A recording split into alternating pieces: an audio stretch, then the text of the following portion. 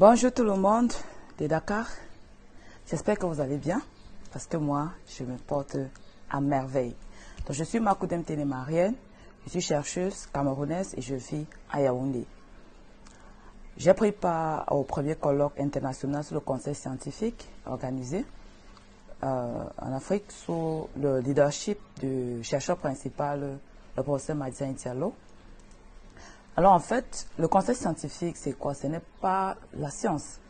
En fait, c'est toute information, toute donnée probante qui peut aider le décideur à prendre une décision politique ou une décision de politique publique qui puisse être la plus efficace possible. Alors, j'ai eu donc l'opportunité de prendre part à ce colloque, mais c'est une histoire qui remonte à 2019, car il y a eu un cas d'application qui a été sur l'employabilité des jeunes et l'entrepreneuriat féminin. Donc, je fais partie des experts camerounais. On a une forte équipe de 6 personnes qui avons travaillé pour le compte du Cameroun. Et puis, il y a 6 pays qui étaient impliqués dans cette phase pilote. Alors, ça nous a permis de mettre en avant la dynamique du conseil scientifique. Quels sont les rapports de force? Quels sont les acteurs? Comment est-ce qu'on s'y prend? Comment est-ce que le scientifique, ou bien comment est-ce qu'une personne peut arriver à trouver la bonne méthode pour donner l'information nécessaire, la donnée probante aux décideurs? Et mais surtout, comment est-ce que le décideur peut intégrer cela?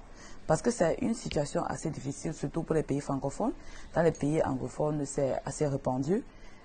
Et le conseil scientifique ou le conseiller scientifique, c'est un corps de métier, c'est une profession.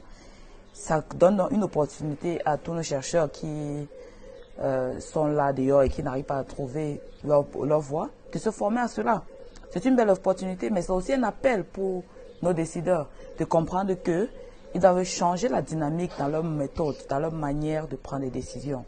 Ils doivent associer plus de personnes, mais ils doivent surtout être, je ne vais pas dire professionnels, mais en tout cas changer de paradigme dans la manière dont ils approchent leur prise de décision, leur formulation de politique publique et leur mise en œuvre.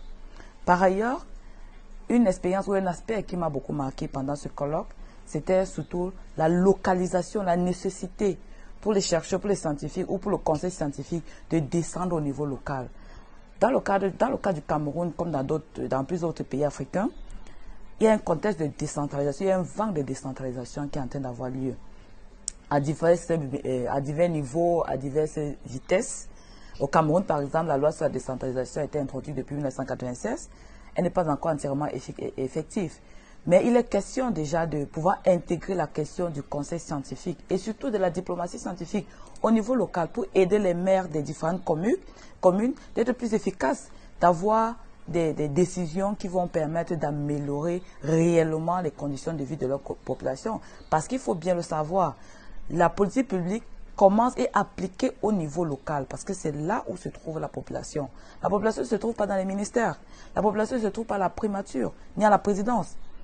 C'est vrai que c'est à ce niveau que les grandes décisions sont prises, mais elles sont appliquées au niveau des communes. Donc il est intéressant qu'on ait un conseil scientifique au niveau local. Il est intéressant pour les scientifiques de se déployer à ce niveau-là, d'être en partenariat avec les maires. Mais il est aussi important pour les maires d'être ouverts à cela pour pouvoir être plus efficaces. Car le prochain mandat dépend, ou bien votre prochain mandat, messieurs les maires, messieurs et madame les maires, dépendent de la qualité de vos résultats, de l'impact de vos décisions, de l'impact de vos actions sur les populations. Donc moi, je vous recommande vivement de faire appel aux scientifiques, de faire appel aux conseils scientifiques, de former ou de mettre sur pied vous-même votre conseil scientifique au niveau de votre commune. Nous sommes disponibles. Beaucoup de personnes sont disponibles, beaucoup de gens ont la compétence. Bien qu'il y ait encore cette formation qui doit se faire. Mais c'est déjà important d'y penser, c'est déjà important de commencer. Nous avons eu l'expérience de la commune de Sandiara au Sénégal, qui a été assez intéressante, car le maire a été invité, il a partagé son expérience, et on voit vraiment la dynamique qui est en train de changer. C'est vrai qu'il y a beaucoup d'aspects qui étaient encore en projet, mais déjà cette dynamique, qui est déjà un projet qui est en place, de pouvoir changer radicalement le visage de sa commune, de pouvoir changer radicalement les conditions de vie de sa population, de pouvoir créer de nouveaux emplois. Par exemple, il avait un objectif pour la période 2020-2025 de créer 10 000 emplois. Aujourd'hui, il a pu déjà créer 2 000 emplois d'après les statistiques qu'il nous a présentées, ce qui est déjà très intéressant. Quel maire ne rêverait pas créer autant d'emplois dans sa commune pour pouvoir résoudre les problèmes de chômage au milieu des jeunes, de pouvoir régler les problèmes de chômage au milieu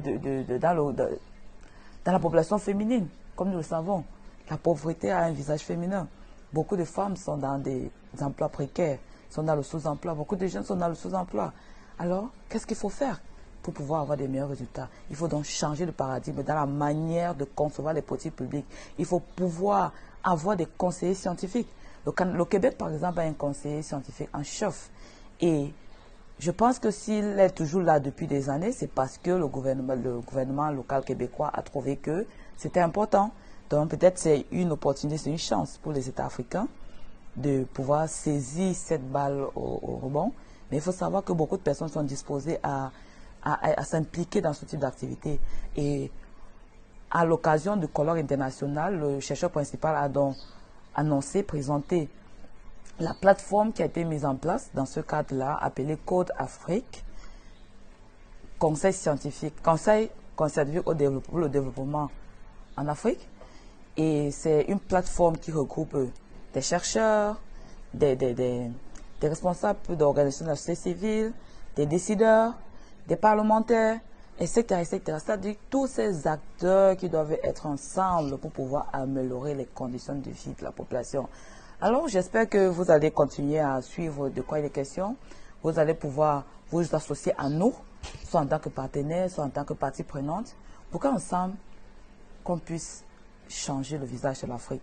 Car il n'appartient qu'à nous, d'abord africains, mais aussi les partenaires au développement qui doivent pouvoir changer le paradigme dans leur manière d'approcher le développement. Sinon, 30 ans, 40, 100 ans après, on sera encore au même niveau qu'aujourd'hui. Mais j'ai bon espoir, les choses vont aller mieux, car cette nouvelle dynamique, ce nouveau train qui est lancé, il va aller jusqu'à sa destination finale. Alors, je vous donne rendez-vous au sommet et j'espère que vous allez vous intéresser davantage à cette thématique et de voir de quelle manière vous allez pouvoir vous impliquer. Parce que le tout n'est pas de s'y intéresser, mais c'est de voir où est-ce qu'on peut apporter sa pierre à l'édifice. Ça peut être en termes de financement, ça peut être en termes de formation, ça peut être en termes de réseautage, ça peut aussi être en termes de proposition d'opportunités aux personnes qui sont impliquées. Mais toute action, toute idée, toute bonne volonté qui puisse permettre de faire avancer ce train du conseil scientifique en Afrique pour qu'enfin on puisse avoir des politiques publiques beaucoup plus efficaces que celles qu'on a aujourd'hui, qu'on puisse avoir des localités, des communes beaucoup plus développées que celles qu'on a aujourd'hui dans notre pays. Donc, je vous remercie d'avoir regardé cette vidéo et rendez-vous au sommet.